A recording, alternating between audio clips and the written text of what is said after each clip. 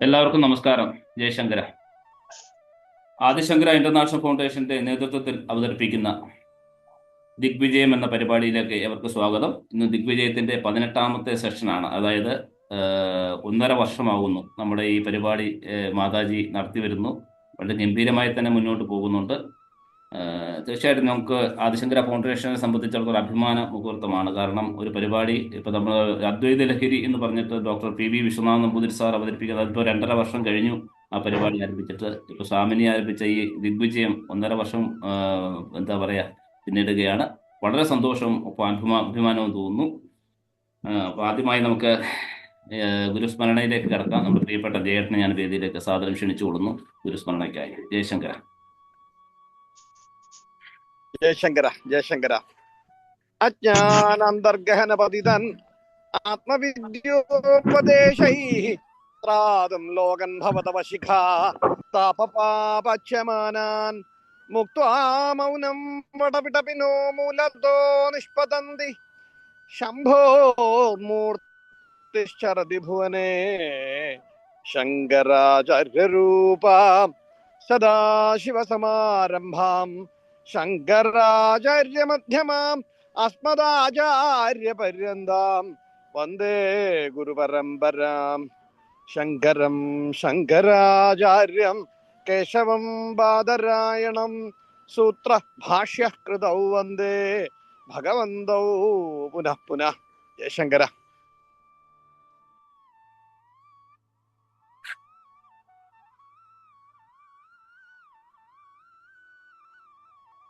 വളരെ സന്തോഷം ജയേട്ട. നമ്മൾ ഇന്നത്തെ പരിപാടി ആരംഭിക്കുന്നതിന് മുമ്പായി ഒരു പ്രത്യേക സൂചന എല്ലാവരും അറിയിക്കേണ്ടതുണ്ട്. അതായത് നമ്മുടെ ആദിശങ്കര ഫൗണ്ടേഷന്റെ സഹചാരിയായ അമ്മു കെയറിന്റെ എല്ലാവർക്കും അറിയാം. മോഹൻജിയുടെ പിതാവ് ഡോക്ടർ PK നമ്പൂതിരി. അദ്ദേഹം ജനുവരി 16 വ്യാഴാഴ്ച വിഷ്ണുപദം പോകി. ആദിശങ്കര ഫൗണ്ടേഷനും അമ്മു കെയറുമായിട്ട് വളരെയധികം നല്ല അതായത് ശങ്കര ഗ്രാമം എന്നുള്ള ഒരു കൺസെപ്റ്റ് നടന്നു വരുന്നുണ്ട്. കാലടിക്കടുത്ത് കാഞ്ഞൂര് 18ഓളം കുടുംബാംഗങ്ങളെ ഉൾപ്പെടുത്തിക്കൊണ്ട് ഒരു ശങ്കര ഗ്രാമ പരിപാടി നമ്മൾ അമ്മു കെയറുമായിട്ട് ചേർന്നുകൊണ്ട് ആരംഭിച്ചിട്ടുണ്ട്. അപ്പം തീർച്ചയായിട്ടും അദ്ദേഹത്തിന്റെ കുടുംബത്തിന്, അല്ലെങ്കിൽ മോഹൻജിയുടെ പിതാവ് എന്നുള്ള രീതിയിൽ അദ്ദേഹത്തിന്റെ കുടുംബത്തിന് നേരിടുന്ന ഈ ഒരു അവസ്ഥയിൽ തീർച്ചയായിട്ടും ആദിശങ്കര ഫൗണ്ടേഷന്റെ കുടുംബാംഗങ്ങളും അവരുടെ ദുഃഖത്തിൽ പങ്കുചേരുന്നു. അതോടൊപ്പം തന്നെ അദ്ദേഹത്തെക്കുറിച്ച് പറയുകയാണെങ്കിൽ doctor PK Namboothiri orthopaedic surgeon ആയിരുന്നു. അദ്ദേഹം കേരളത്തിലെ പല സർക്കാർ ആശുപത്രികളിൽ പല ജില്ലകളിലായിട്ട് സേവനം അനുഷ്ഠിച്ചിരുന്നു. തൻ്റെ മെഡിക്കൽ ജീവിതത്തിന് ശേഷം അദ്ദേഹം നിരവധി ശ്രദ്ധേയമായിട്ടുള്ള ആത്മീയ ഗ്രന്ഥങ്ങൾ മലയാളത്തിലേക്ക് വിവർത്തനം ചെയ്തിട്ടുണ്ട്. ശ്രീവല്ലഭ ചരിതാമൃതം, സഗോരിയിലെ മഹായോഗി, വിശുദ്ധിയുടെ ശക്തി, പവർ ഓഫ് പ്യൂരിറ്റി തുടങ്ങിയവ. 2003 മുതൽ 9 വർഷക്കാലം അദ്ദേഹം അമ്മു കെയറിന്റെ സ്ഥാപക പ്രസിഡന്റ് എന്ന നിലയിൽ പ്രവർത്തിച്ചിരുന്നു. തീർച്ചയായും ആദിശങ്കര ഫൗണ്ടേഷൻ ഈ ഒരു അവസരത്തിൽ അദ്ദേഹത്തിന്റെ കുടുംബത്തിന്, മോഹൻജിയുടെ കുടുംബത്തിന് നേരിട്ട ഈ ഒരു ദുഃഖത്തിൽ ഞങ്ങൾ പങ്കുചേരുന്നു. ഒരു മിനിറ്റ് നമുക്ക് എനിക്ക് തോന്നുന്നു സ്വാമിനി മാതാജി തന്നെ നാരായണ മന്ത്രം ജപിച്ചുകൊണ്ട് നമുക്ക് അല്ലേ, അതായിരിക്കും നല്ലതെന്ന് തോന്നുന്നുണ്ട്. നാരായണ മന്ത്രം ജപിച്ചുകൊണ്ട് അദ്ദേഹത്തിന്റെ ആത്മാവിന് നിത്യശാന്തി നേർന്നുകൊണ്ട് നമുക്ക് മൂന്ന് പ്രാവശ്യം നാരായണ മന്ത്രം ജപിക്കാം. ഓം നമോ നാരായണായ. ഓം നമോ നാരായണായ. ഓം നമോ നാരായണായ.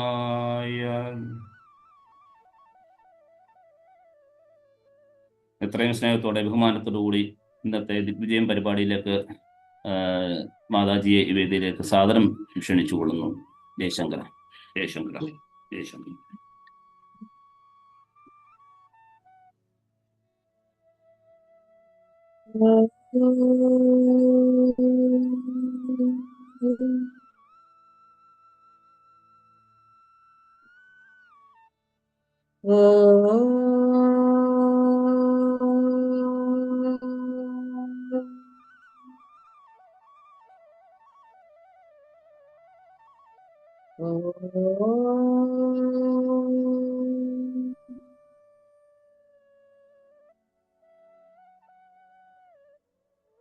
സദാശിവസമാരംഭാ ശങ്കരാചാര്യമധ്യമാ അസ്മദാചാര്യപര്യന്താ വന്ദേ ഗുരുപരംപരാ. ശ്രുതിസ്മൃതിപുരാണാനാം ആലയം കരുണാലയം നമാമി ഭഗവത്പാദം ശങ്കരം ലോകശങ്കരം. ശങ്കരം ശങ്കരാചാര്യം കേശവം ബാദരായണം സൂത്രഭാഷ്യകൃതൗ വന്ദേ ഭഗവന്തൗ പുനഃ പുനഃ. വേദസാരജ്ഞസമ്പൂർണം സാക്ഷാത് ബ്രഹ്മസ്വരൂപിണം ശാന്താനന്ദഗുരും വന്ദേ സന്തതം പരമേശ്വരം.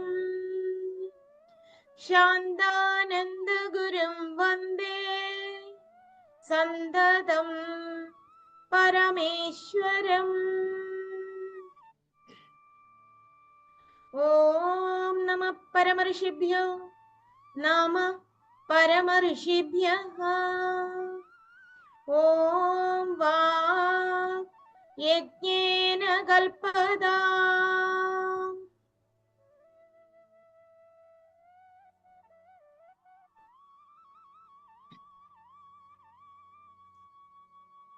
ആദിശങ്കര ഭഗവത്പാദരാൽ വിരചിതമായിരിക്കുന്ന തത്വബോധം എന്ന പ്രകരണ ഗ്രന്ഥമാണ് നാം ശ്രവണം ചെയ്തുകൊണ്ടിരിക്കുന്നത്.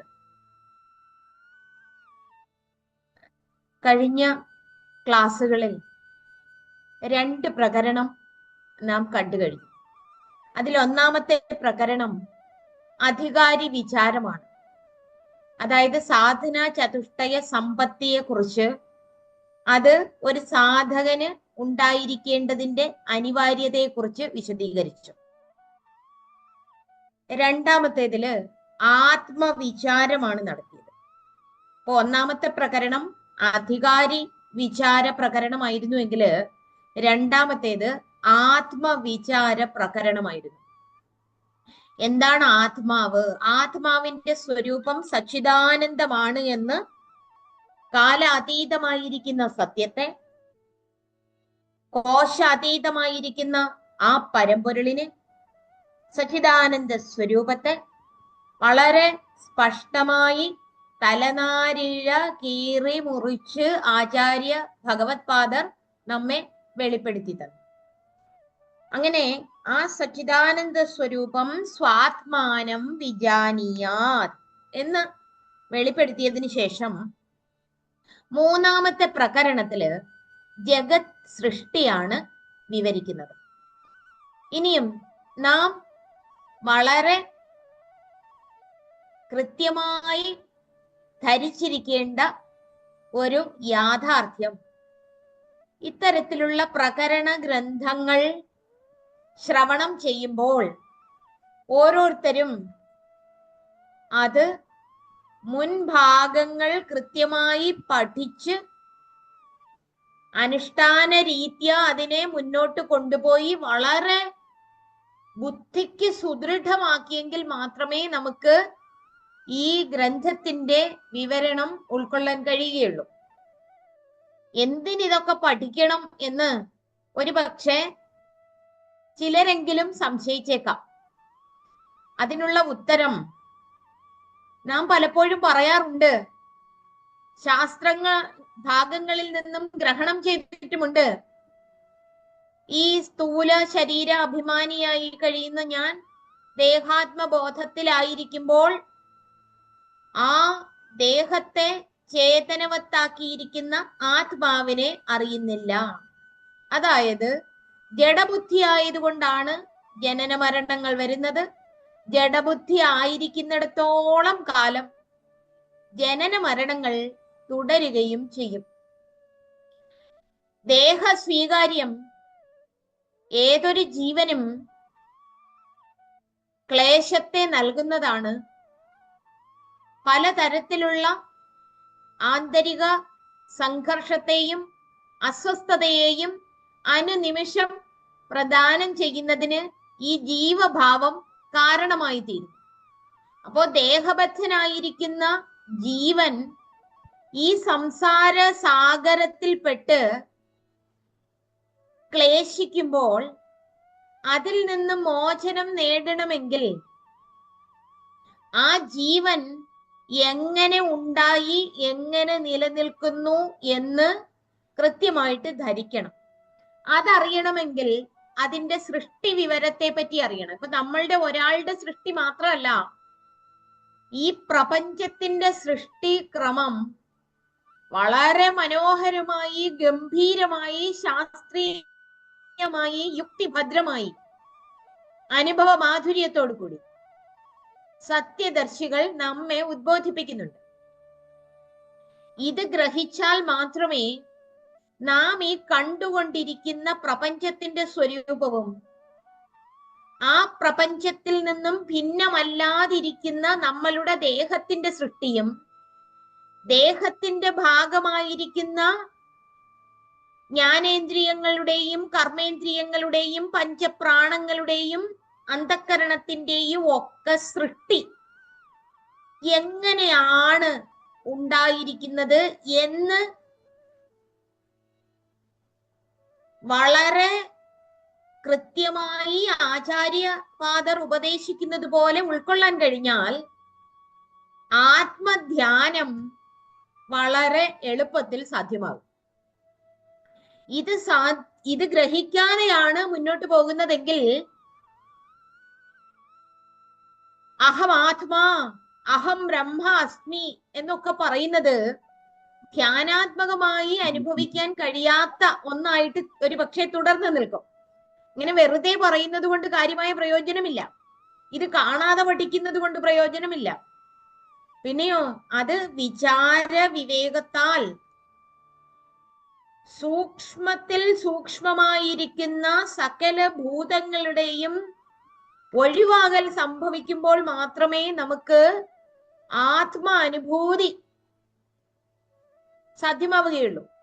അപ്പം അഹമാത്മാ, അനന്തമായിരിക്കുന്ന സച്ചിദാനന്ദമാണ്, അവ്യയമായിരിക്കുന്ന ബോധമാണ് താൻ എന്ന് അനുഭവിക്കണമെങ്കിൽ ഈ ദേഹബോധത്തിൽ നിന്നും മോചനം നേടേണ്ടതായിട്ടുണ്ട്. അങ്ങനെ മോചനം നേടേണ്ടതിന്റെ ഭാഗമായിട്ടാണ് 2 പ്രകരണങ്ങളിൽ കൂടി ആചാര്യശ്രേഷ്ഠൻ ആരാണ് ഇത് പഠിക്കുവാൻ, ഗ്രഹിക്കുവാൻ, മനനം ചെയ്യുവാൻ അധികാരി എന്ന് പറയുകയുണ്ടായി. സാധനാചതുഷ്ടയ സമ്പന്നനായ അധികാരിയെ കാട്ടിയതിനു ശേഷം ആത്മാവ് എന്താണ് എന്ന് വെളിപ്പെടുത്തി. 3-ാമത്തെ പ്രകരണത്തില് ഈ പ്രപഞ്ചത്തിന്റെ സൃഷ്ടിയെ പറ്റിയാണ് വിവരിക്കുന്നത്. പ്രപഞ്ചത്തിന്റെ സൃഷ്ടിയെ പറ്റി വിവരിക്കുമ്പോൾ ഇന്ന് നമ്മളുടെ ഭൂതലത്തില് സ്വൽപ്പം വായനാശീലമുള്ളവരും ഭൗതിക ശാസ്ത്ര വിഷയങ്ങൾ പഠിക്കുന്നവരും ഒക്കെ പ്രപഞ്ചത്തിന്റെ സൃഷ്ടിയെ പറ്റി നല്ല കൃത്യമായിട്ട് ബോധ്യപ്പെടുത്തി തരും. പഠിക്കാൻ ആഗ്രഹമുണ്ട്, വായിക്കാൻ ആശയുണ്ട്, വായിച്ചത് ഗ്രഹിക്കാനും പറയാനും ഒക്കെ നല്ല ഔത്സുക്യവുമുണ്ട്. നമ്മളുടെ ഭൗതിക ശാസ്ത്രം പറയുന്നു ബിഗ് ബാങ് തിയറിയാണ് ഈ പ്രപഞ്ചത്തിന്റെ ഉത്പത്തിയുടെ സിദ്ധാന്തമെന്ന്. അതായത് ഒരു പോയിന്റിൽ നിന്നും പ്രപഞ്ചം പൊട്ടിത്തെറിച്ചുണ്ടായതാണ് എന്നാണ് ജനീവയിലെ കൗൺസിൽ ഓഫ് യൂറോപ്യൻ ന്യൂക്ലിയർ റിസർച്ചിൽ നടത്തിയ പഠന ഗവേഷണങ്ങളൊക്കെ വെളിപ്പെടുത്തിയത്. ഒരു പോയിന്റിൽ നിന്ന് അത് പൊട്ടിത്തെറിച്ചുവെങ്കിൽ ആ പോയിന്റ് പ്രപഞ്ചത്തിന്റെ ഭാഗമായിരുന്നില്ലേ? അത് എപ്പോഴാണ് പൊട്ടിത്തെറിച്ചത്? അത് എങ്ങനെയാണ് പൊട്ടിത്തെറിച്ചത്? അപ്പോൾ ദേശകാല നിമിത്തങ്ങൾ ആ പ്രപഞ്ച സൃഷ്ടിക്ക് മുമ്പേ ഉണ്ടായിരുന്നുവെങ്കിൽ ദേശകാല നിമിത്തങ്ങൾ ചേർന്നത് പ്രപഞ്ചത്തിന്റെ ഭാഗമല്ലേ? അപ്പോൾ ഈ പരീക്ഷണം ശരിയാണോ? ഈ ഗവേഷണത്തിന്റെ ഫലമായി എത്തിച്ചേർന്നിരിക്കുന്ന ആ സിദ്ധാന്തം അപൂർണമാണ് എന്ന് നമ്മളുടെ ഭൗതിക ശാസ്ത്രവും ഇപ്പോൾ പറഞ്ഞുകൊണ്ടിരിക്കുകയാണ്. അതിനെ തുടർന്ന് പലതരത്തിലും കണ്ടുപിടുത്തങ്ങൾ നടത്തി. ആ കണ്ടുപിടുത്തങ്ങളും നാം ശ്രദ്ധിച്ചു കേൾക്കണം. കാരണം ഇന്ന് കണ്ടുകൊണ്ടിരിക്കുന്ന ഈ പ്രപഞ്ചത്തില് നമുക്ക് കാണാൻ കഴിയുന്നത് കേവലം 4% മാത്രമാണ്. പ്രപഞ്ചത്തിന്റെ 4% മാത്രമാണ് നമുക്ക് ഇന്ദ്രിയവേദ്യമായി അനുഭവിക്കാൻ കഴിയുന്നത്. പിന്നെയോ ഇന്ദ്രിയവേദ്യമായി അനുഭവിക്കാൻ കഴിയുന്നതും സൂക്ഷ്മമായിട്ടിരിക്കുന്നതും ആയത് ഏതാണ്ട് 11%. എന്നാൽ 85% ഡാർക്ക് മാറ്റർ ആണ് എന്ന് ഇന്ന് ശാസ്ത്രം വെളിപ്പെടുത്തുന്നുണ്ട്. ഈ ഡാർക്ക് മാറ്ററിനെ കുറിച്ചുള്ള പരീക്ഷണങ്ങൾ തുടർന്നുകൊണ്ടുമിരിക്കുന്നുണ്ട്. അതായത് ഏതാണ്ട് 4% മാത്രം നമുക്കറിയാം, ബാക്കി 96% നമുക്കറിയാൻ കഴിയാത്തതാണ്. ഇതിന് വളരെ മുമ്പ് തന്നെ ഭൗതിക ശാസ്ത്രത്തിന്റെ ഒരു പ്രഗത്ഭ ശാസ്ത്രജ്ഞനായിരുന്ന ജോൺ വീലർ ഒരു സിദ്ധാന്തം പറയുകയുണ്ടായി, പാർട്ടിസിപ്പേറ്ററി യൂണിവേഴ്സ്. അതായത് നിരീക്ഷകനെ മാറ്റി നിർത്തിക്കൊണ്ട് നിരീക്ഷണ വിഷയത്തെ കുറിച്ച് പ്രതിപാദിക്കുകയാണ് എങ്കിൽ അത് പൂർണ്ണമായ നിരീക്ഷണമായിരിക്കില്ല. അതുകൊണ്ട് ജോൺ വീലറിന്റെ തിയറിയാണ് പാർട്ടിസിപ്പേറ്ററി യൂണിവേഴ്സ്. അതായത് നിരീക്ഷകനെ ചേർത്തുകൊണ്ട് വേണം അങ്ങനെ ഒരു കണ്ടുപിടുത്തം നടത്താൻ. പക്ഷെ നമുക്ക് സേണിൽ നടത്തിയ ബിഗ് ബാങ് തിയറി ആണെങ്കിലും മറ്റ് പലതല്ല എല്ലാ തരത്തിലുള്ള ഭൗതിക നിരീക്ഷണങ്ങളും പരീക്ഷണങ്ങളും ഗവേഷണങ്ങളും ഒക്കെ തന്നെ ഇന്ദ്രിയദ്വാര നടത്തിക്കൊണ്ടിരിക്കുന്നു. ഇന്ദ്രിയങ്ങളിൽ കൂടി പ്രവർത്തിച്ചു കൊണ്ടിരിക്കുന്ന ആ ജീവനിലേക്ക് ആരും തിരിയുന്നില്ല. എന്നാൽ ഭൗതിക ശാസ്ത്രം ബാഹ്യമായി അന്വേഷണങ്ങൾ നടത്തിക്കൊണ്ടിരിക്കുമ്പോൾ ആധ്യാത്മിക ശാസ്ത്രം അന്തർമുഖമായി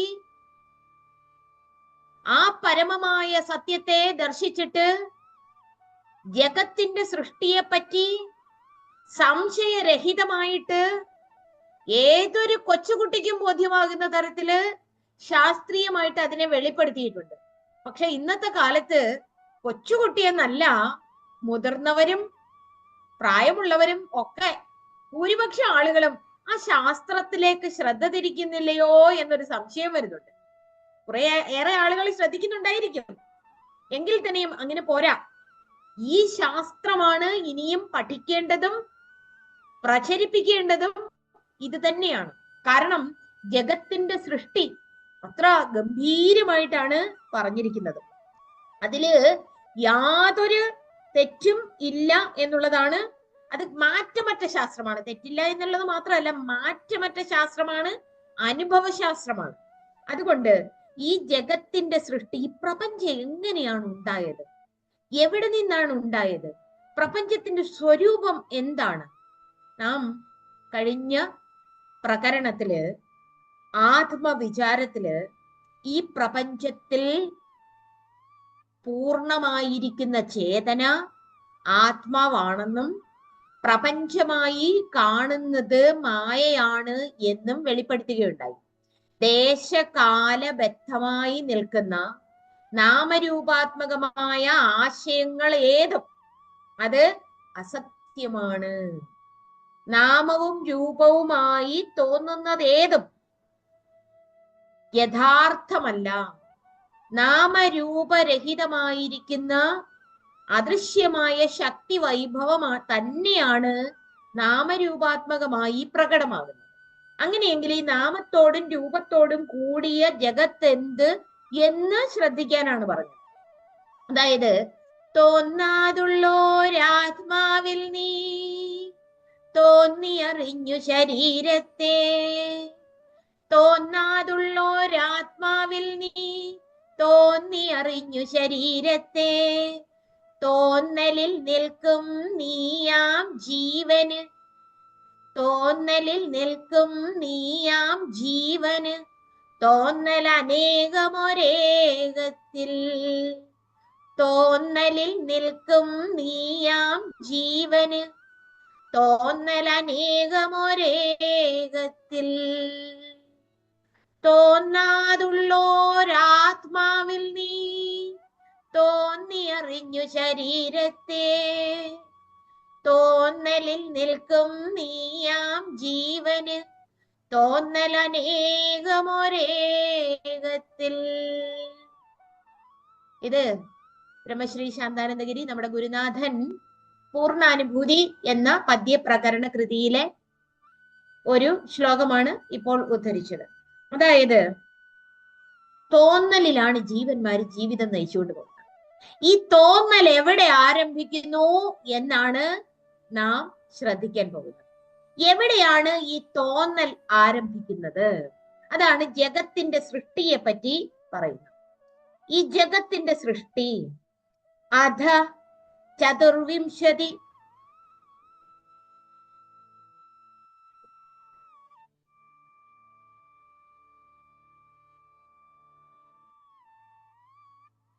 അധ ചതുർവിംശതി തത്വപ്രകാരം അധ ചതുർവിംശതി തത്വ ഉത്പത്തി പ്രകാരം വക്ഷ്യാമഹ. അധ അനന്തരം ഇനി ചതുർവിംശതി തത്വ ഉത്പത്തി പ്രകാരം വക്ഷ്യാമഹ. ചതുർവിംശതി തത്വം, ചതുർ എന്ന് പറഞ്ഞാല് 4, വിംശതി എന്ന് പറഞ്ഞാല് 20, ചതുർവിംശതി എന്ന് പറഞ്ഞാല് 24. 24 തത്വങ്ങളുടെ ഉത്പത്തി പ്രകാരം പറയാൻ പോവുകയാണ്. അതൊരു വിവരിക്കാം, ഒരു പ്രതിജ്ഞ പോലെ, ഒരു സമ്മതം പോലെ ഞങ്ങളത് പറയാൻ പോവുകയാണ് എന്ന് ആ സത്യദർശികളെ മുഴുവൻ തന്റെ ഹൃദയത്തിൽ വഹിച്ചുകൊണ്ട് ആചാര്യ ഭഗവത്പാദര് പ്രഖ്യാപിക്കുകയാണ്. അധ ചതുർവിംശതി തത്വം, 24 തത്വത്തിന്റെ ഉത്പത്തി പ്രകാരം എങ്ങനെയാണ് അതിന്റെ ഉത്പത്തി സാധ്യമാകുന്നത് എന്ന് വക്ഷ്യാമഹ പറയാൻ പോവുകയാണ്, അത് വിവരിക്കാൻ പോവുകയാണ്. ഏതൊക്കെയാണ് ഈ 24 തത്വങ്ങൾ? ഈ ജഗത്ത് 24 തത്വങ്ങൾ ചേർന്നാണ്. നമ്മൾക്ക് ഭാരതത്തില് അനേകം വിധത്തിലുള്ള സെക്സുകളുണ്ട്, മാർഗങ്ങളുണ്ട്, ആത്മീയ പന്ഥാവുകളുണ്ട്. അപ്പൊ അതിലൊക്കെ സഞ്ചരിക്കുന്ന ഓരോരുത്തർക്കും, സാഖ്യന്മാർക്ക്, യോഗന്മാർക്ക്, അതുപോലെ ശൈവന്മാർക്ക് ഒക്കെ പലതരത്തിലാണ് ഈ തത്വങ്ങളെ വിവരിക്കുന്ന രീതി. ഇതെല്ലാം പറഞ്ഞു വരുമ്പോൾ ഒന്ന് തന്നെയാണ്. ഇപ്പോൾ നമ്മൾ അദ്വൈത വേദാന്ത പ്രകാരം, സാഖ്യ ദർശന പ്രകാരം 24 തത്വങ്ങളാണുള്ളത്. ആ 24 തത്വങ്ങൾ 5 മഹാഭൂതങ്ങൾ, 5 പ്രാണങ്ങൾ, 5 കർമ്മേന്ദ്രിയങ്ങൾ, 5 ജ്ഞാനേന്ദ്രിയങ്ങൾ, 4 അന്തർകരണങ്ങൾ. അപ്പൊ 5 ഭൂതങ്ങള്, 5 ജ്ഞാനേന്ദ്രിയങ്ങള്, 5 കർമ്മേന്ദ്രിയങ്ങള്, 5 പ്രാണങ്ങള്, അന്തകരണങ്ങള് 4 ചേർന്നത് 24 തത്വം. ഇത് ജ്ഞാനേന്ദ്രിയങ്ങളും കർമ്മേന്ദ്രിയങ്ങളും പ്രാണങ്ങളും ഒക്കെ നമ്മൾ കഴിഞ്ഞ പ്രകരണത്തില് വളരെ വിശദീകരിച്ച് കണ്ടതാണ്. എന്നിട്ട് പറയുകയാണ്, ബ്രഹ്മാശ്രയ, ബ്രഹ്മത്തെ ആശ്രയിച്ച് നിൽക്കുന്ന സത്വരജസ് തമോ ഗുണാത്മിക മായ അസ്തി. ബ്രഹ്മത്തെ ആശ്രയിച്ച് നിൽക്കുന്ന സത്വം, രജസ്, തമസ് എന്നീ ഗുണങ്ങളോട് കൂടിയ മായ നിലനിൽക്കുന്നുണ്ട്. ഇവിടെ നമ്മള് ഇത് വളരെ ശ്രദ്ധയോടെ ഇരുന്നെങ്കിൽ മാത്രമേ മനസ്സിലാകുകയുള്ളൂ, അല്ലെങ്കിൽ ഇത് പെട്ടെന്ന് ഗ്രഹിക്കാൻ കഴിയുകയില്ല. അപ്പൊ ബ്രഹ്മം എന്ന് പറഞ്ഞാൽ എന്താണ്? ബ്രഹ്മം എന്ന ശബ്ദമല്ല ബ്രഹ്മം. പിന്നെ എന്താണ് ബ്രഹ്മം? ബ്രഹ്മം അദ്വയമാണ്, രണ്ടില്ലാത്തതാണ്, രണ്ടല്ലാത്തതാണ്, ഏകമാണ്, ഭാഗിക്കാൻ കഴിയാത്ത പൂർണ്ണതയാണ്.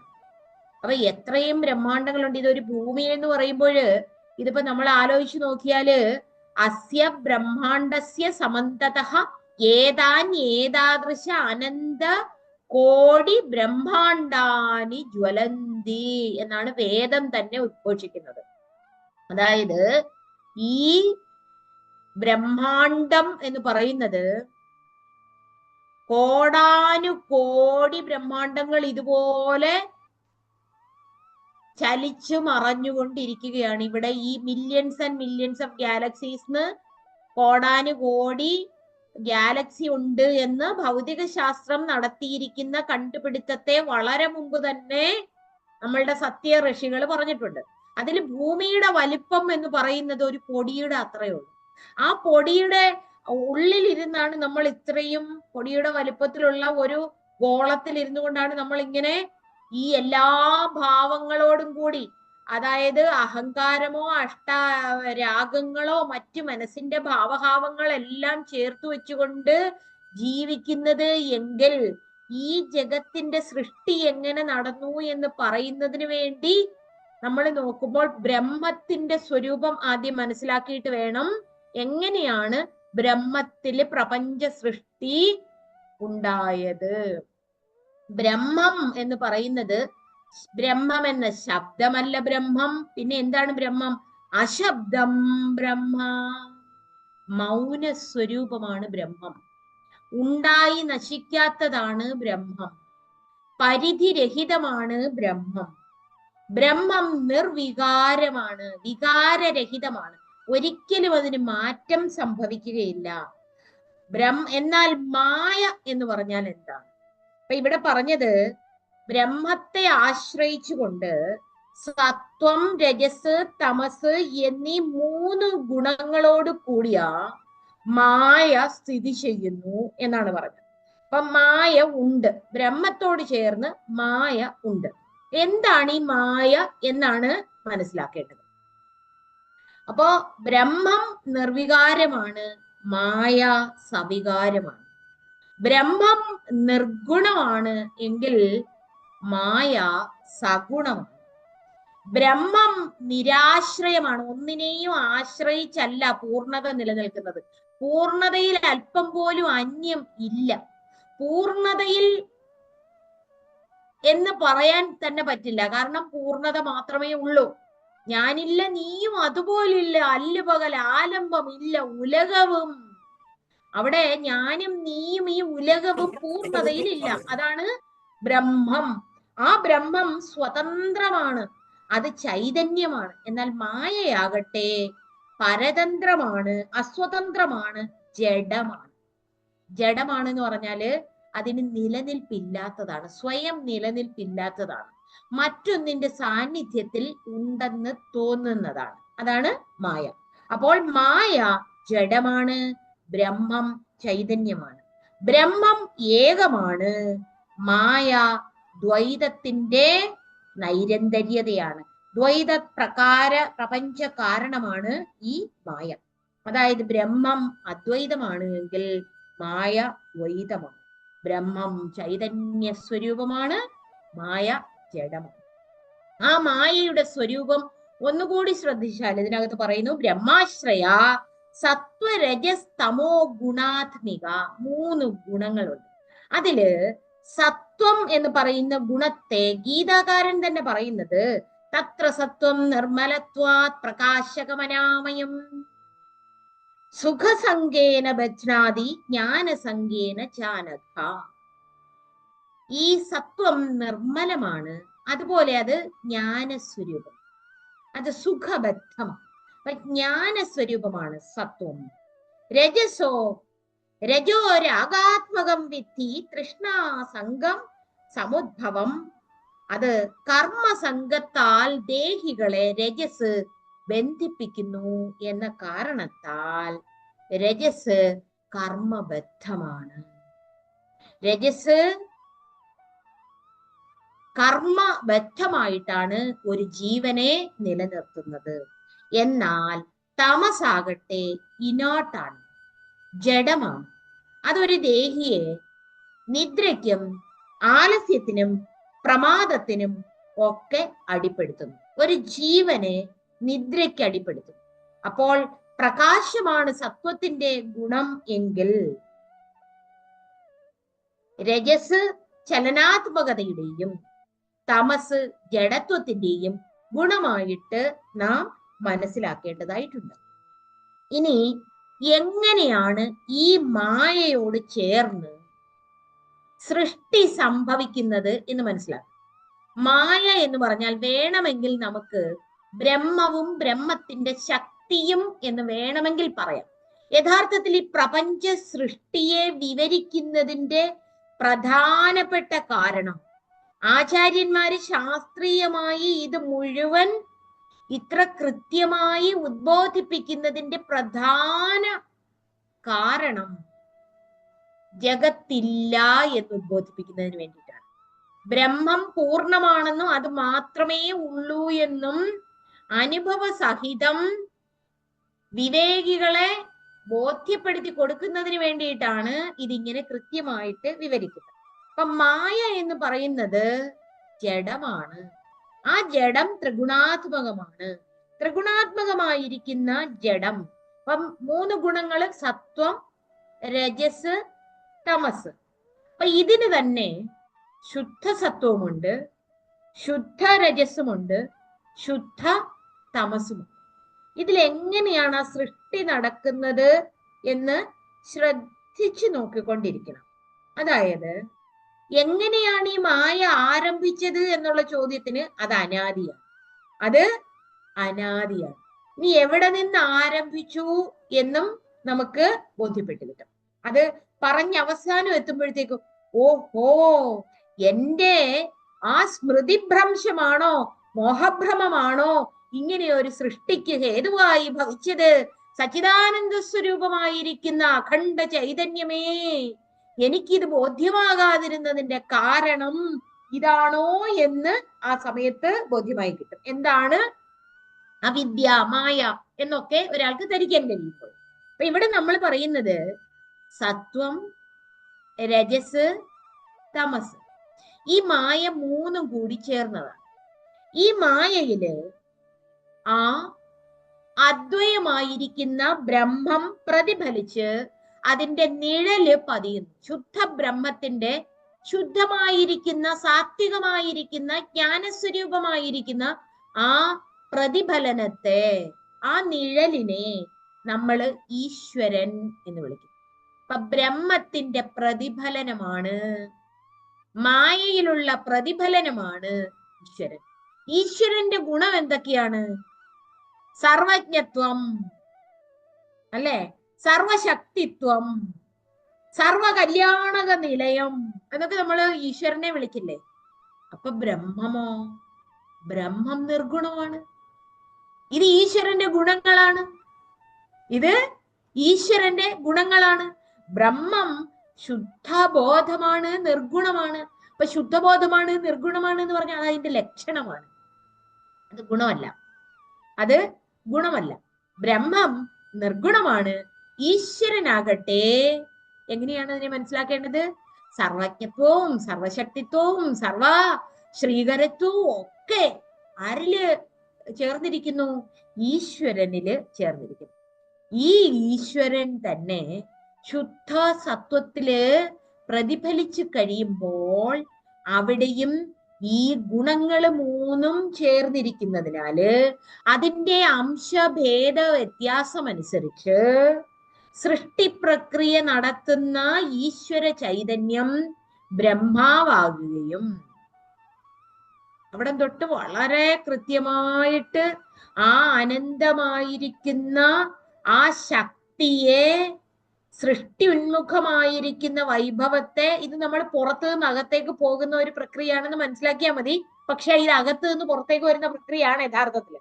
അത് നമുക്ക് ഇത് മൊത്തവും പഠിച്ച് ധാരണ ചെയ്തതിന് ശേഷം ഉള്ളിലേക്ക് പോകുമ്പോൾ ഇത് മനസ്സിലാകും. അല്ലാതെ ഇപ്പൊ പറഞ്ഞാല് കൂടുതൽ ഗ്രഹിക്കാൻ പറ്റില്ല.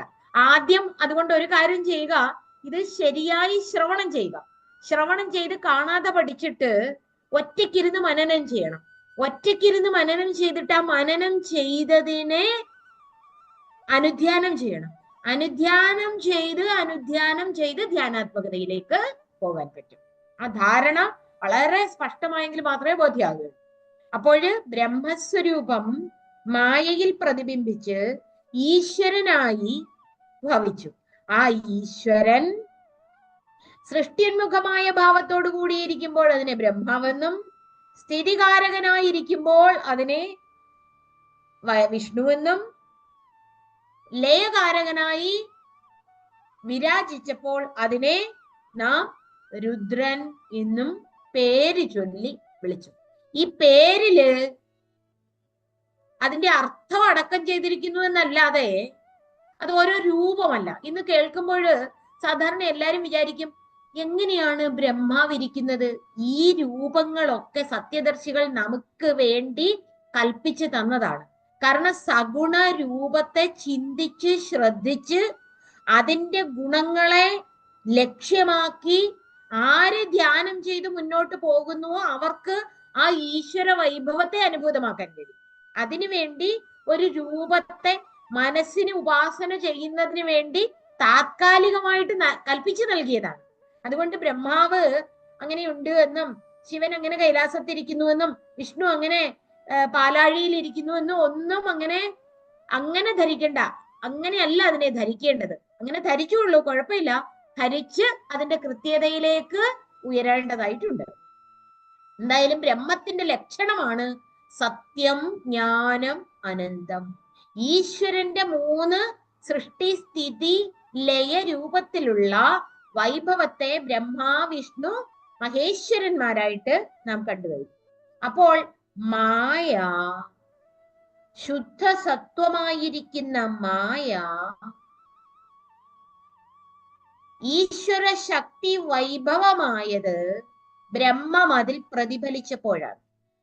അപ്പോൾ ബ്രഹ്മത്തോട് ചേർന്ന് നിന്നുകൊണ്ട് ബ്രഹ്മത്തെ ആശ്രയിച്ചു നിൽക്കുന്ന ശുദ്ധ സത്വത്തില് ആ ബ്രഹ്മം തന്നെ പ്രതിഫലിച്ചതാണ് ഈശ്വരൻ. എന്നാൽ മായയുടെ ശുദ്ധ രജസില്, ക്രിയാത്മകതയിൽ ബ്രഹ്മ ചൈതന്യം പ്രതിബിംബിച്ചപ്പോൾ ആ ചൈതന്യമാണ് അനന്ത കോടി ജീവന്മാരെ സൃഷ്ടിച്ചത്. അനന്ത കോടി ജീവന്മാരുടെ സൃഷ്ടി ശുദ്ധ രജസില്, നിങ്ങളൊന്ന് സൂക്ഷ്മമായിട്ട് ഇതിനെ രണ്ടിനെയും ഒന്ന് ധ്യാനിച്ചാല് അതെങ്ങനെയാ ജീവഭാവം രജസില് പ്രതിഫലിച്ചപ്പോൾ ഉണ്ടായത് എന്ന് ബോധ്യമാകും. അങ്ങനെ ആ ശുദ്ധമായിരിക്കുന്ന ബ്രഹ്മം ശുദ്ധ രജസില് പ്രതിഫലിച്ചപ്പോൾ അനന്ത കോടി ജീവന്മാരുണ്ട്. ഈ അനന്തകോടി ജീവന്മാര് എങ്ങനെ, നമ്മൾ കഴിഞ്ഞ പ്രകരണത്തിൽ പഠിച്ചിട്ടുണ്ട്. സ്ഥൂല ശരീരാഭിമാനി വിശ്വഹ, സൂക്ഷ്മ ശരീരാഭിമാനി തൈജസഹ, കാരണ ശരീരാഭിമാനി പ്രാജ്ഞഹ എന്നൊക്കെ നമ്മൾ കഴിഞ്ഞ പ്രകരണത്തിൽ പഠിച്ചിട്ടുണ്ട്. പക്ഷെ ഈശ്വരൻ ഏകമാണ്. ആ ഈശ്വരന്റെ 3 രൂപങ്ങളെയും എന്നാൽ ശുദ്ധരജസില് ബ്രഹ്മം പ്രതിഫലിച്ചപ്പോൾ അത് അനന്ത ജീവന്മാരായി മാറുകയും ചെയ്തു. എന്നാൽ ശുദ്ധ തമസില് ഈ ബ്രഹ്മതത്വം പ്രതിബിംബിച്ചപ്പോൾ അത് സൂക്ഷ്മ സ്ഥൂല പ്രപഞ്ച സൃഷ്ടിയായി നടന്നു. അപ്പം സൂക്ഷ്മ സ്ഥൂല പ്രപഞ്ച സൃഷ്ടി തമസില്, ശുദ്ധ തമസില് ബ്രഹ്മം പ്രതിബിംബിച്ചപ്പോഴാണ് ഉണ്ടായത്. അപ്പോൾ അതിന്റെ സൃഷ്ടി തൊട്ടാണ് തുടർന്ന് ശങ്കര ഭഗവത്പാദര് പറഞ്ഞു പോകുന്നത്. തഥ ആകാശ സംഭൂത. തഥ എന്ന് പറയുമ്പോൾ ബ്രഹ്മം, മായ, ആ ബ്രഹ്മം മായയും ചേർന്ന് തന്നെയാണ് ഏത് ഈ സൂക്ഷ്മഭൂതങ്ങള് ഉണ്ടായത്. സൂക്ഷ്മഭൂതങ്ങളും സ്ഥൂല പ്രപഞ്ച സൃഷ്ടിയും ഉണ്ടായത് ഇതിൽ നിന്നാണ്? ബ്രഹ്മതത്വം മായയോട് ചേർന്ന് തമസില് പ്രതിബിംബിച്ചപ്പോഴാണ് ഉണ്ടായത്. തമസിന് തന്നെ എന്തൊക്കെയുണ്ട്? ശുദ്ധസത്വവും ശുദ്ധരജസും ശുദ്ധ തമസും ഉണ്ട്. ഇത് ഇച്ചിരി സൂക്ഷ്മമായിട്ട് ശ്രദ്ധിക്കണം. അപ്പോൾ ബ്രഹ്മത്തിൽ നിന്ന് ആകാശം ഉത്ഭവിച്ചു. ആകാശം എന്ന് പറഞ്ഞാൽ ഇടം, സ്പേസ് എന്ന് മനസ്സിലാക്കണം. മുകളിൽ കാണുന്ന നീലാകാശത്തെ അല്ല വിചാരിക്കേണ്ടത്, ഇടം. അപ്പൊ ആകാശം എന്ന് പറയുന്നത് സൂക്ഷ്മമാണ്. ആകാശം കഴിഞ്ഞുണ്ടായ സൃഷ്ടിയാണ് ഏത്? ആകാശാത് വായു. അപ്പോ തത ആകാശ എന്ന് പറയുമ്പോൾ ബ്രഹ്മവും മായയും ആ മായയുടെ ശക്തിവൈഭവമായിരിക്കുന്ന ശുദ്ധ തമസില് പ്രതിബിംബിച്ച ബ്രഹ്മചൈതന്യവും ചേർന്ന് അതിലെ ശുദ്ധസത്വമായിരിക്കുന്ന ഗുണത്തിൽ നിന്നും ആകാശം ഉണ്ടായി. അപ്പോഴ് ജഡത്തിന് മാത്രം ഒന്നും ഉണ്ടാക്കാൻ പറ്റത്തില്ല. അതിനോട് എന്ത് ചേരേണ്ടതായിട്ടുണ്ട്? ചൈതന്യം ചേരേണ്ടതായിട്ടുണ്ട്. ജഡം സ്വയമായിട്ടൊന്നും സൃഷ്ടിക്കാൻ പറ്റത്തില്ല. അപ്പൊ സൃഷ്ടി നടക്കുന്നതിന് ഹേതുവായിട്ട് രണ്ട് കാര്യങ്ങൾ ഉണ്ട് എന്ന് നമുക്ക് മനസ്സിലാക്കണം. അതായത് ഇവിടെ സൃഷ്ടിയെ പറ്റി ഉദാഹരണമായി ഒരു കുടം ഉണ്ടാക്കുന്നു, അല്ലെങ്കിൽ ഒരു കലം ഉണ്ടാക്കുന്നു. അപ്പൊ കലം ഉണ്ടാക്കുന്നതിന് നമുക്ക് എന്തൊക്കെ വേണം? മണ്ണ് വേണം, ആ ഉണ്ടാക്കാൻ ഒരാളും വേണം. അപ്പൊ മണ്ണ് പാത്രത്തിന്റെ ഉപാദാന കാരണം. മണ്ണ് പാത്രത്തിന്റെ ഉപാദാന കാരണം. പക്ഷെ അത് ഉണ്ടാക്കിയത് ആരാണ്? കുശവനാണ്. കുശവൻ നിമിത്ത കാരണമാണ്. അപ്പൊ ഈ ജഗത്തിന്റെ സൃഷ്ടിയെ പറ്റി പറയുമ്പോൾ അതിനും വേണം ഒരു ഉപാദാന കാരണവും ഒരു നിമിത്ത കാരണം. മണ്ണെന്ന് പറയുന്നത് ഉപാദാന കാരണമാണ്, കുശവൻ നിമിത്ത കാരണമാണ്. അങ്ങനെയെങ്കിൽ ജഗത്തിന്റെ സൃഷ്ടി എന്ന് പറയുന്നത് ഉപാദാന കാരണം എന്തായിരിക്കും എന്ന് നിങ്ങളൊന്ന് ചിന്തിച്ചിട്ട് പറയൂ. ഉപാദാന കാരണം കുടത്തിന്റെ കാര്യത്തില് മണ്ണാണ് ഉപാദാന കാരണം. മൺപാത്രമാണ്, മൺകുടമാണ്. അപ്പൊ അതില് ഉപാദാന കാരണം മണ്ണാണ് എങ്കിൽ ജഗത്തിന്റെ ഉപാദാന കാരണത്തെ നമ്മൾ വിവർത്ത ഉപാദാന കാരണം എന്നാണ് പറയുന്നത്. വിവർത്തം എന്ന് ചേർത്തതിന് വിവർത്തം നമ്മൾ പല പ്രാവശ്യം പറഞ്ഞിട്ടുള്ളതാണ്.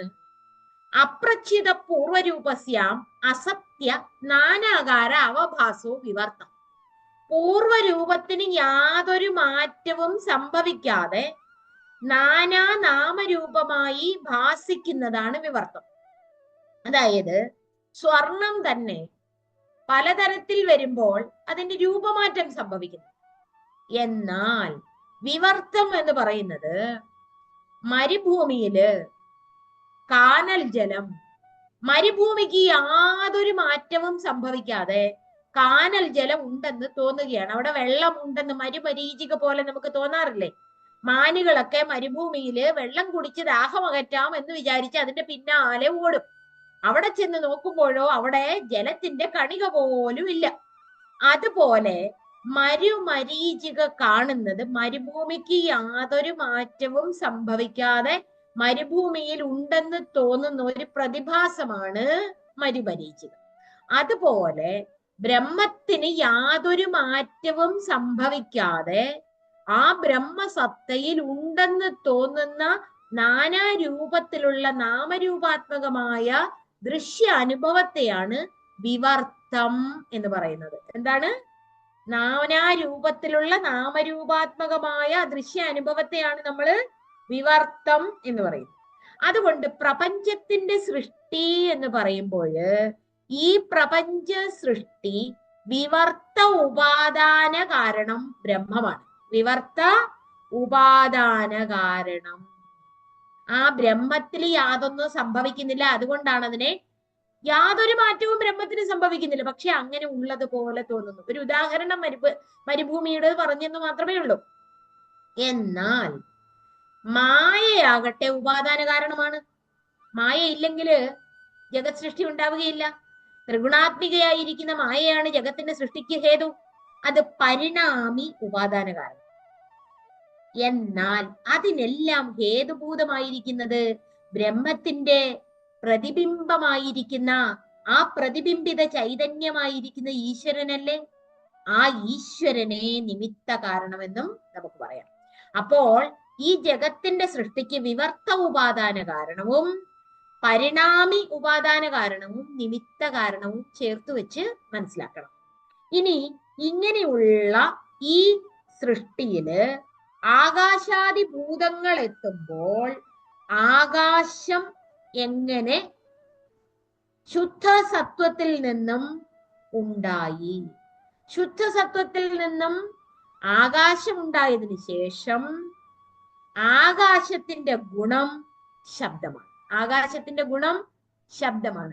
അതിന്റെ തന്മാത്ര എന്ന് പറയുന്നത് ശബ്ദമാണ്. ആകാശത്തിന്റെ തന്മാത്ര. തന്മാത്ര എന്ന് പറഞ്ഞാൽ തത് മാത്ര, അതിന്റെ അനുഭവം മാത്രമേ, അതിന്റെ ഗുണഗണം മാത്രമേ അതിനോട് ചേർന്നിരിക്കുന്നുള്ളൂ. അതുകൊണ്ട് അതിനെ തന്മാത്ര എന്ന് പറയുന്നത്. അപ്പൊ ആകാശത്തിന്റെ തന്മാത്ര എന്ന് പറയുന്നത് ശബ്ദമാണ്. ആകാശത്തിൽ നിന്നും വായുഹു, ആകാശാത് വായുഹു. അപ്പൊ ആകാശത്തിൽ നിന്നും ഉണ്ടായിരിക്കുന്നത് വായു ആണ്. വായോസ്തേജഃ, വായുവിന്റെ തന്മാത്ര എന്ന് പറയുന്നത് സ്പർശം. അപ്പൊ ആകാശത്തിന്റെ ഗുണം ശബ്ദമാണ്, വായുവിന്റെ ഗുണം അഥവാ തന്മാത്ര എന്ന് പറയുന്നത് സ്പർശം. വായോസ്തേജഃ, വായുവിൽ നിന്നും അഗ്നി ഉണ്ടായി. തേജസ ആപഹ, അഗ്നിയിൽ നിന്നും ജലമുണ്ടായി. അഭ്യഹ പൃഥ്വി, പൃഥ്വി, ജലത്തിൽ നിന്നും ഭൂമി ഉണ്ടായി. അപ്പൊ ഇതിനെ എങ്ങനെ നമ്മൾ വളരെ ഒന്ന് ശ്രദ്ധയോട് നോക്കുക. ആകാശത്തിൽ നിന്നും വായു, വായുവിൽ നിന്നും അഗ്നി, അഗ്നിയിൽ നിന്നും ജലം, ജലത്തിൽ നിന്നും പൃഥ്വി. അപ്പോഴ് ആകാശത്തില് ശബ്ദം മാത്രമേ ഉള്ളൂ. എന്നാൽ വായുവിലാകട്ടെ ശബ്ദവും സ്പർശവും ചേർന്നിരിക്കുന്നു. അഗ്നിയിലാകട്ടെ ശബ്ദവും സ്പർശവും രൂപവും ചേർന്നിരിക്കുന്നു. അഗ്നിയുടെ തന്മാത്ര രൂപമാണ്. അഗ്നിയുടെ തന്മാത്ര രൂപമാണ്. ജലത്തിന്റെ തന്മാത്ര രസമാണ്. ജലത്തിന്റെ തന്മാത്ര രസമാണ്. പൃഥ്വിയുടെ തന്മാത്ര ഗന്ധമാണ്. ഭൂമിയുടെ തന്മാത്ര ഗന്ധമാണ്. അപ്പൊ ആകാശം ഇല്ല എങ്കില്, ഇടമില്ല എങ്കില് നമുക്ക് കേൾക്കാൻ കഴിയില്ല. അപ്പൊ ശബ്ദം എന്ന ഗുണം നമുക്ക് ശ്രോത്രേന്ദ്രിയത്തിൽ കൂടി അനുഭവവേദ്യമാകുന്നത് ആകാശം ഉള്ളത് കൊണ്ടാണ്, വായു ഉള്ളത് കൊണ്ടാണ് സ്പർശം എന്ന അനുഭവം ത്വക്ക് എന്ന ഇന്ദ്രിയത്തിന് ഉണ്ടാകുന്നത്. വായുവിന്റെ സാന്നിധ്യത്തില് സ്പർശം എന്ന അനുഭവം ത്വക് ഇന്ദ്രിയത്തിന് ഉണ്ടാകുന്നു. അഗ്നിയുടെ സാന്നിധ്യത്തില് രൂപം എന്ന അനുഭവം നേത്രേന്ദ്രിയത്തിന് അഥവാ കണ്ണിന് ഉണ്ടാകുന്നു. ജലത്തിന്റെ സഹായത്താൽ രസം എന്ന തന്മാത്ര, രസം എന്ന അനുഭവം നാവിന് ഉണ്ടാകുന്നു. പൃഥ്വി, ഭൂമി, ഗന്ധം എന്ന തന്മാത്രയെ, അനുഭവത്തെ മൂക്ക് വഴി, നാസിക വഴി, ഘ്രാണേന്ദ്രിയദ്വാര നമുക്ക് സമ്മാനിക്കും. അപ്പോൾ ആകാശത്തിൽ നിന്നുമാണ് വായു ഉണ്ടായത്, വായുവിൽ നിന്നുമാണ് അഗ്നി ഉണ്ടായത്, അഗ്നിയിൽ നിന്നുമാണ് ജലമുണ്ടായത്, ജലത്തിൽ നിന്നുമാണ് പൃഥ്വി ഉണ്ടായത്. ഇനി ഇതേ ക്രമത്തിൽ ഒന്ന് ശ്രദ്ധിച്ചു നോക്കണം. ആകാശത്തിൽ നിന്നും വായു, വായുവിൽ നിന്നും അഗ്നി. നല്ല ഗംഭീരം. ഇപ്പൊ നിങ്ങൾ കേൾക്കുമ്പോൾ നിങ്ങൾക്ക് ക്ലിഷ്ടമാണെന്ന് തോന്നുന്നുണ്ടെങ്കിലും ഇനി നമ്മൾ പഞ്ചീകരണ പ്രക്രിയയിലേക്ക് വരും. പഞ്ചീകരണ പ്രക്രിയ എന്ന് പറഞ്ഞാൽ ഈ പ്രപഞ്ചത്തിൽ ഓരോന്നും എങ്ങനെ ഉണ്ടായി, എങ്ങനെ നമ്മുടെ മനസ്സുണ്ടായി, ഇതൊക്കെ ഗംഭീരമായിട്ട് കേൾക്കാൻ കഴിയും. ഇത് ശ്രദ്ധിച്ച് മനസ്സിലാക്കിയെങ്കിലേ പറ്റൂ. അപ്പൊ നിങ്ങളോട് മാത്തമാറ്റിക്സ് പഠിക്കാൻ പറഞ്ഞ a+b² ഇനി ഏത് ട്രിഗ്നോമെട്രിയോ sine theta by cos theta is equal to tan theta തുടങ്ങി ഇനി എന്ത് നിങ്ങൾ കഷ്ടപ്പെട്ട് പഠിക്കും. അവനവനെ കുറിച്ച് ഇന്ന് വരെ പഠിച്ചിട്ടുണ്ടോ? അവനവനെ കുറിച്ച് ചിന്തിച്ചിട്ടുണ്ടോ? ഈ ദേഹം എങ്ങനെ ഉണ്ടായി എന്നറിയോ? ഈ ലോകത്തുള്ള സകലമാന പദാർത്ഥങ്ങളെയും പഠിക്കാനും അറിയാനും ഗ്രഹിക്കാനും പഠിപ്പിക്കാനും താല്പര്യമുള്ളവര് നമ്മളെ പറ്റി അറിയുന്നില്ല. നമ്മളുടെ ദേഹത്തെ പറ്റിയോ മനസ്സിനെ പറ്റിയോ ബുദ്ധിയെ പറ്റിയോ അഹങ്കാരത്തെ പറ്റിയോ ഇന്ദ്രിയങ്ങളെ പറ്റിയോ അറിയുന്നില്ല. നമ്മളുടെ ആചാര്യശ്രേഷ്ഠന്മാര്, സത്യദർശികളായ നമ്മുടെ ഗുരുക്കന്മാര് ഗംഭീരമായിട്ട് വളരെ മനോഹരമായിട്ട് ഇത് അവതരിപ്പിക്കുന്നുണ്ട്. അതുകൊണ്ട് ഇത് ആദ്യം കേൾക്കുമ്പോൾ നിങ്ങൾക്ക് കുറച്ച് ബുദ്ധിമുട്ടാണെന്നൊക്കെ ഒരു പക്ഷേ തോന്നിയേക്കാം. എന്നാലും അങ്ങനെ തോന്നരുത്. ഇത് ഗ്രഹിക്കാൻ ഒരു ശ്രദ്ധയുണ്ടെങ്കിൽ വളരെ ആസ്വദിച്ച് അകത്തേക്ക് പോയി പിന്നെ ഒരു പ്രയാസവും ഇല്ലാതെ ആത്മസത്തയിൽ അങ്ങനെ അഭിരമിക്കാൻ കഴിയും. അതാണ് ഇതിന്റെ മഹത്വം. അതുകൊണ്ട് ഇനി അതുകൊണ്ട് ശ്രദ്ധിക്കുമെന്ന് വിചാരിക്കും. നിങ്ങൾ ശ്രദ്ധിച്ചാണ് ഇരിക്കുന്നത്, ശ്രദ്ധാലുക്കളാണ് എങ്കിൽ തന്നെയും ഒന്ന് ഓർമ്മിപ്പിച്ചു എന്നേ ഉള്ളൂ. ഇത് മനോഹരമാണ്, വളരെ സൗന്ദര്യമുള്ള ഒരു ശാസ്ത്രമാണ്, ആസ്വാദ്യകരമായ ഒരു ശാസ്ത്രമാണ്. കാരണം ഈ ആത്മധ്യാനം സാധ്യമാകുന്നില്ല എന്ന് പറഞ്ഞാൽ ഈ അനാത്മ വിവേചനവും ജഗത് സൃഷ്ടിയും ജീവ ഈശ്വര ജഗത് ഭേദവും ബോധ്യമാകാതെ ഒരിക്കലും ആത്മാനുഭവം ഉണ്ടാവില്ല. അതുകൊണ്ടല്ലേ ആചാര്യന്മാർ ഇത്ര കാരുണ്യ അതിരേകത്താൽ നമ്മെ ഇങ്ങനെയൊക്കെ ഉദ്ബോധിപ്പിക്കുന്നത്. അപ്പൊ ശ്രദ്ധിച്ച് കേൾക്കുക. എന്താണ് പറഞ്ഞത്? കേൾക്കുക എന്ന് പറഞ്ഞൊന്ന് തിരുത്തി പറയട്ടെ. ശ്രവണം ചെയ്യുക. കാരണം കാതുകൊണ്ട് കേൾക്കരുത്, ബുദ്ധി കൊണ്ട് കേൾക്കരുത്, ഹൃദയം കൊണ്ട് അങ്ങനെ കേൾക്കണം. അങ്ങനെ ബ്രഹ്മം ആ ത്രിഗുണാത്മകമായിരിക്കുന്ന ആ മായയിൽ അങ്ങനെ പ്രതിഫലിച്ച്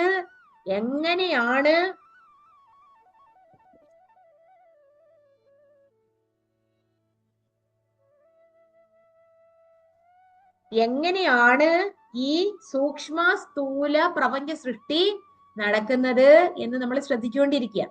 അതായത് ഇവിടെ ആകാശത്തിൽ നിന്നും വായുവും, വായുവിൽ നിന്നും അഗ്നിയും, അഗ്നിയിൽ നിന്നും ജലവും, ജലത്തിൽ നിന്നും പൃഥ്വിയും ഉണ്ടായി. അപ്പൊ ആകാശം എന്ന് പറയുന്ന അനന്തമായിരിക്കുന്ന ഇടമാണ്. ആ ഇടത്തിൽ നിന്നുമാണ് വായു ഉണ്ടായത് എന്ന് പറയുമ്പോൾ ആകാശത്തിന്റെ തന്മാത്ര ശബ്ദമാണ് എന്ന് പറയും. ആകാശത്തിന്റെ തന്മാത്ര ശബ്ദമാണ്. ആ ശബ്ദം സൂക്ഷ്മമായ ചലനമാണ്, സൂക്ഷ്മതരമായിരിക്കുന്ന ചലനമാണ്. ഇടം ചലിക്കുമോ എന്നൊരു പക്ഷെ നിങ്ങൾ ശ്രദ്ധിച്ച് നോക്കിയേക്കാം. അത് മായയാണ്, ചലനം മായയാണ്. ആ സൂക്ഷ്മതരമായിരിക്കുന്ന ചലനമാണ് ശബ്ദം. അനാഹതമായിരിക്കുന്ന ധ്വനിയാണ് പ്രണവം. അനാഹതം എന്ന് പറഞ്ഞാല് ഉണ്ടാക്കാത്ത ധ്വനി. ആ ഉണ്ടാക്കാത്ത ധ്വനിയാണ് പ്രണവം. ഈ പ്രപഞ്ചം മുഴുവൻ നിറഞ്ഞു വിളങ്ങി അതിനങ്ങേപ്പുറത്തേക്കും പ്രശോഭിക്കുന്ന ആ ഉണ്ടാക്കാത്ത നാദം, അതാണ് പ്രകർഷേണ നവമായിരിക്കുന്നത് പ്രണവം എന്ന് പറഞ്ഞത്. എന്നും അത് പുതുതായിട്ടിരിക്കുകയാണ്. അങ്ങനെയുള്ള ആ പ്രണവത്തിന്റെ തുടർച്ചയാണ്, അതിന്റെ മായാധ്വനിയാണ് ഇവിടുത്തെ മായാബദ്ധമായിരിക്കുന്ന ആകാശം എന്ന് പറഞ്ഞത്. ആ ആകാശത്തിൽ നിന്നും എന്തുണ്ടായി? വായു ഉണ്ടായി. എങ്ങനെ ഉണ്ടായി എന്ന് ഇനി തുടർന്ന് പറയും. വായു ഉണ്ടായി. വായുവിന്റെ തന്മാത്ര എന്താണ് എന്നാണ് പറഞ്ഞത്? സ്പർശം. സ്പർശത്തില് കുറച്ചുകൂടി സ്ഥൂലാകാരമായി. അതിനകത്ത് ശബ്ദഗുണവും ഉണ്ട്, പിന്നെന്തുണ്ട്?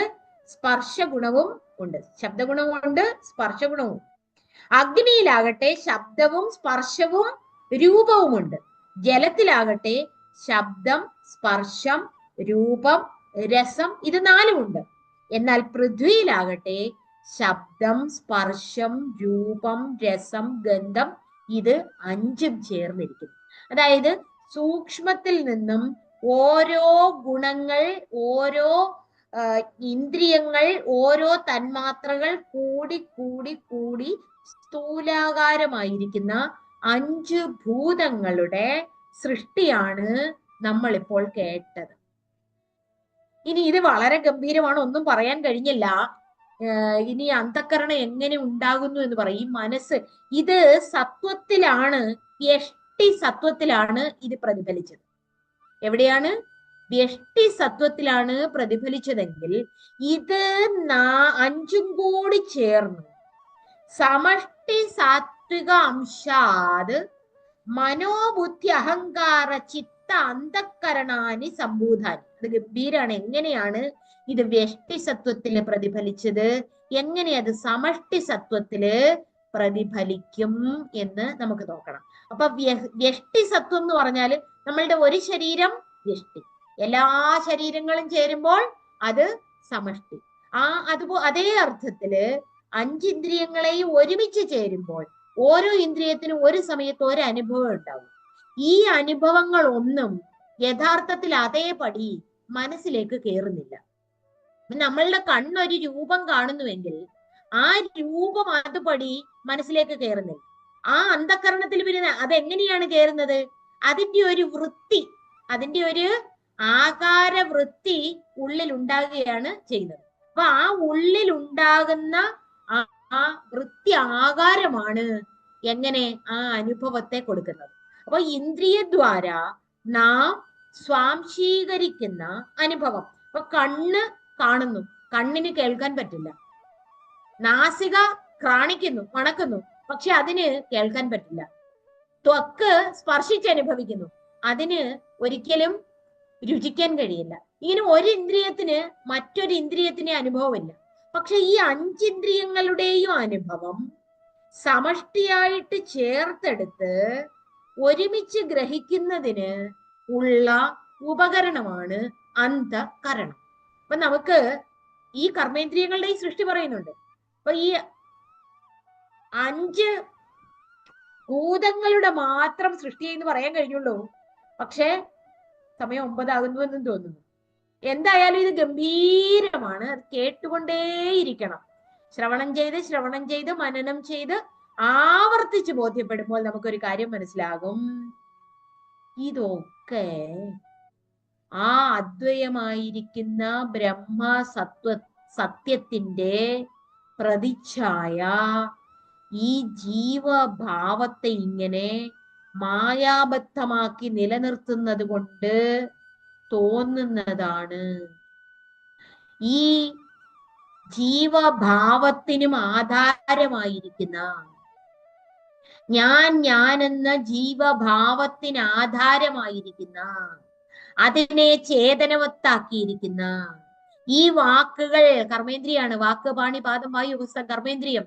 ഈ കർമ്മേന്ദ്രിയങ്ങൾ പ്രവർത്തിക്കുന്നതിന് കാരണമായിരിക്കുന്ന മനസ്സ്, ബുദ്ധി, ചിത്തം, അഹങ്കാരം, ഇത് 4 ചൈതന്യവത്താക്കിയിരിക്കുന്നതിന് കാരണമായിരിക്കുന്ന ആ ആനന്ദ ബോധത്തെ, ആത്മ ചൈതന്യത്തെ ഇന്നേ വരെ ശ്രദ്ധിച്ചിട്ടില്ല. ഇത് സ്വതവേ ജഡമാണ്.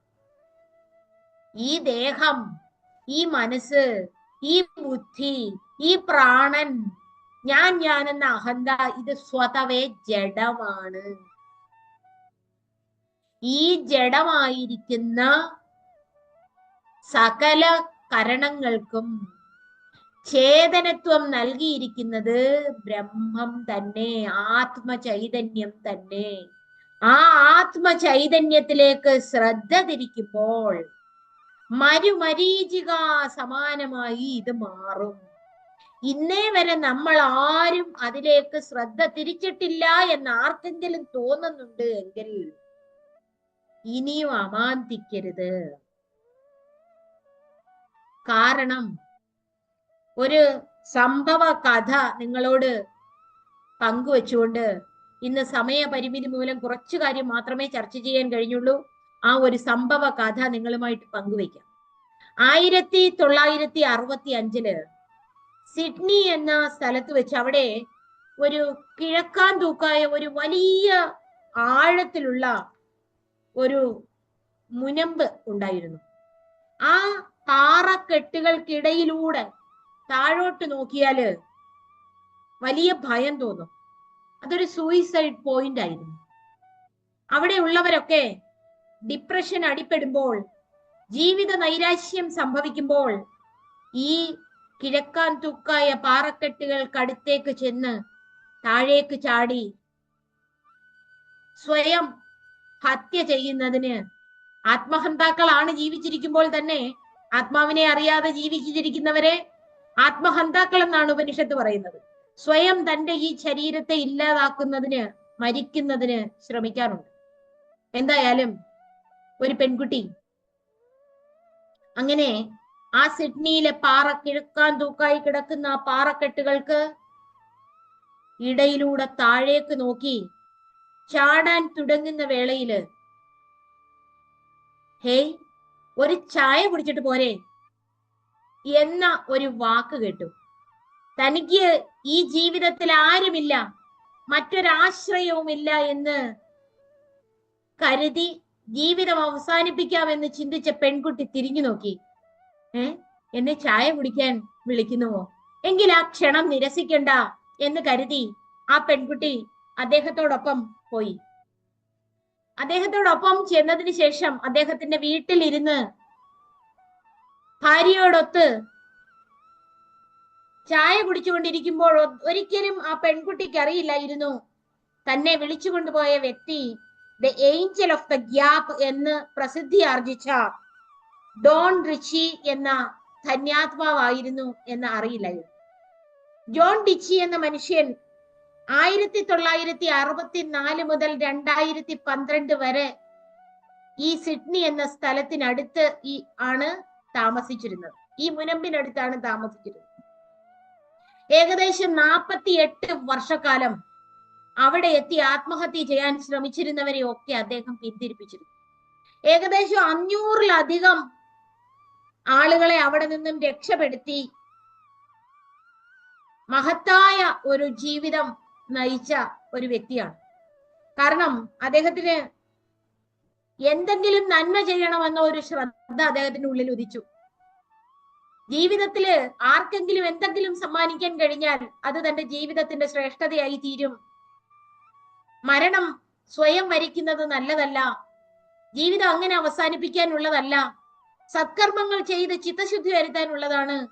ചിത്തശുദ്ധി ദ്വാര പരമപുരുഷാർത്ഥത്തെ പ്രാപിക്കാനുമുള്ളതാണ് എന്നൊക്കെ അദ്ദേഹത്തിന് ഒരുപക്ഷെ അറിയില്ലായിരിക്കാം. പക്ഷെ മാനുഷികത ഹൃദയത്തിൽ നിറച്ചു വെച്ച ഒരു മഹാപുരുഷനായിരുന്നു അദ്ദേഹം. അദ്ദേഹത്തിന്റെ പേരില് ടീ കപ്സ് എന്ന ഒരു സിനിമയും പുറത്തിറക്കിയിട്ടുണ്ട്. അദ്ദേഹത്തിന്റെ ജീവിത ചരിത്രത്തെ വാനോളം പുകഴ്ത്തുന്ന ടീ കപ്സ്. അദ്ദേഹത്തിന് ഓസ്ട്രേലിയൻ മെഡൽ ഓഫ് ഓണേഴ്സ് കിട്ടിയിട്ടുണ്ട്. സിറ്റിസൺ ഓഫ് ദ ഇയർ എന്ന് തുടങ്ങി പല അവാർഡുകളും അദ്ദേഹത്തിന് ലഭിച്ചിട്ടുണ്ട്. പറഞ്ഞു വന്നത്, നമ്മളൊക്കെ അഗാധമായ പടുകുഴിയിലേക്ക്, സംസാര സാഗരത്തിലേക്ക്, ഗർത്തത്തിലേക്ക് നിപതിക്കാൻ പോകുമ്പോൾ നമ്മളുടെ പുറകിൽ നിന്ന് ഇതൊന്ന് കേട്ടിട്ട് പോകൂ, ഒന്ന് പഠിച്ചിട്ട് പോകൂ, മനനം ചെയ്യാതെ പോകരുതേ, നിങ്ങളിത് ധ്യാനാത്മകമായി അനുഭവിക്കേണ്ടതായിട്ടുണ്ട് എന്ന് വിളിച്ചു പറയുന്ന ഒരു അഹേതുക ദയാവാരിധിയുണ്ട്. ആ മഹാത്മാവാണ് സത്യസ്വരൂപനായ ശ്രീശങ്കര ഭഗവത് പാദർ. ശ്രീശങ്കര ഭഗവത് പാദർ നമ്മെ വിളിച്ചു പറയുകയാണ്, കുഞ്ഞെ ഇത് പഠിക്കൂ, ഇത് ശ്രവണം ചെയ്യൂ, നിന്റെ ജീവിതം ധന്യധന്യമാകും എന്ന് ആവർത്തിച്ച് നമ്മെ ഉദ്ബോധിപ്പിക്കുന്ന ശ്രീശങ്കര ഭഗവത് പാദർ വെറുതെ അല്ല ഇതൊന്നും എഴുതി വെച്ചത്. അതുകൊണ്ട് നമുക്ക് ഈ ജഗത്തിന്റെ സൃഷ്ടിയുടെ ഒരു ആമുഖം പോലും പറയാൻ കഴിഞ്ഞില്ല. എന്തായാലും നമുക്കത് ഗംഭീരമായിട്ട് ഗ്രഹിക്കണം, നന്നായിട്ട് വിശകലനം ചെയ്യണം. വിശകലനം ചെയ്തിട്ട് ഈ ജഗത്തിന്റെ വിവർത്ത രൂപത്തെ നല്ല അദ്വയാനന്ദത്തിന്റെ മാധുര്യത്തോടു കൂടി അനുഭൂതമാക്കാൻ കഴിയണമേ എന്നുള്ള ഒരു പ്രാർത്ഥന ഏവർക്കും ഹൃദയത്തിൽ കാത്തു സൂക്ഷിക്കാവുന്നതാണ്. സത്യസ്വരൂപന്റെ അനുഗ്രഹ കടാക്ഷം നമുക്ക് ഏവർക്കും ഉണ്ട്. അതുകൊണ്ട് നമുക്കൊരു കാര്യം മനസ്സിലാക്കുക, നിലയറ്റുള്ളതിൽ നിൽക്കുന്നവനുടെ നിലയതിലല്ലാതാവില്ല. നിലയറ്റുള്ളതിൽ നിൽക്കുന്നവനുടെ നിലയതിലല്ലാതാവില്ല. നിലനിൽപ്പില്ലാതാകും നിലയെ, നിലനിൽപ്പില്ലാതാകും നിലയെ അറിഞ്ഞു നിലച്ചാൽ നിലനിൽപ്പായി. ഈ ഞാൻ എന്ന ജീവാഹന്തയ്ക്ക്, നാമരൂപാത്മകമായ ഈ ജഗത്തിന് നിലനിൽപ്പില്ല എന്ന് തിരിച്ചറിഞ്ഞാൽ നമ്മളുടെ ഉണ്മ അനാവൃതമാകും. ഏവർക്കും അത് ബോധ്യമാകട്ടെ എന്ന് പ്രാർത്ഥിച്ചുകൊണ്ട് ഇത്രയും നേരം സമ്മതിച്ചു കൊണ്ടിരുന്ന ഈ വാക്കുകൾ അദ്വയ സത്യസ്വരൂപനായ ശ്രീശങ്കര ഭഗവത് പാദരുടെ ആ അവാച്യ സൗന്ദര്യമായ ബ്രഹ്മസ്വരൂപന്റെ പാതാരവിന്ദങ്ങളിൽ പൂജാ മലരുകളായി അർപ്പിച്ചുകൊണ്ട് എന്റെ ഗുരുനാഥൻ ബ്രഹ്മശ്രീ ശാന്താനന്ദഗിരി സ്വാമിജിയുടെ തൃച്ചേവടികളിൽ പൂജാ മലരുകളായി അർപ്പിച്ചുകൊണ്ട് തത്കാലം നമുക്ക് ഇന്നത്തേക്ക് നിർത്താം. ഓം പൂർണ്ണമദ പൂർണ്ണമിദം പൂർണ്ണാത് പൂർണ്ണമുദച്യതേ പൂർണ്ണസ്യ പൂർണ്ണമാദായ പൂർണ്ണമേവാവശിഷ്യതേ. ഓം ശാന്തി ശാന്തി ശാന്തി. നമസ്കാരം. ദിഗ്വിജയം എന്ന പാഠ പരമ്പരയുടെ 18ാമത് സെഷനിൽ സ്വാമിനി ദേവി ജ്ഞാനാഭിനിഷ്ഠ നമുക്ക് ഒരുപാട് ഓർമ്മപ്പെടുത്തലുകൾ നൽകിക്കൊണ്ട് പ്രഭാഷണം ചെയ്ത് നമ്മുടെ മനസ്സിനെ ഗ്രഹിപ്പിച്ചുകൊണ്ട് അതുപോലെ തന്നെ അനുഗ്രഹിച്ചുകൊണ്ട് ഇവിടെ അവസാനിപ്പിച്ചു. തീർച്ചയായിട്ടും ഇത് കേൾവിക്കാരായിട്ടുള്ളവ അവരുടെ സംശയങ്ങൾ ചോദിക്കാനുള്ള സമയമാണ്. ആരെങ്കിലും സംശയമുണ്ടെങ്കിൽ തീർച്ചയായും മുന്നോട്ട് വന്ന് ചോദിക്കാവുന്നതാണ്.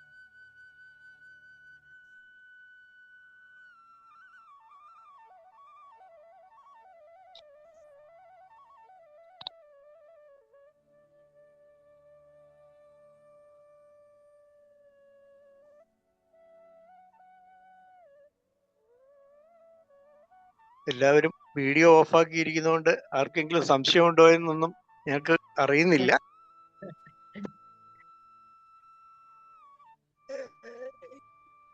ശ്രവണം ചെയ്ത എല്ലാവർക്കും നല്ല ഒരു ശുഭരാത്രി നേർന്നുകൊണ്ട് ഈ ഇന്നത്തെ പരമ്പര അവസാനിപ്പിക്കുകയാണ്.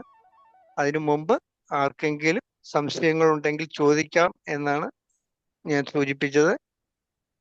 ആരും മുന്നോട്ട് വരാത്ത സ്ഥിതിക്ക് നമുക്ക് ഇന്നത്തെ ഈ ക്ലാസ് ഇവിടെ അവസാനിപ്പിക്കാം. ഈ ഇന്നത്തെ പരിപാടിയിൽ പങ്കെടുത്ത സ്വാമിനിക്കും അതുപോലെ തന്നെ ഇതിലെ സന്നിഹിതരായ എല്ലാവർക്കും ഹൃദയംഗമായ നന്ദി രേഖപ്പെടുത്തിക്കൊണ്ട്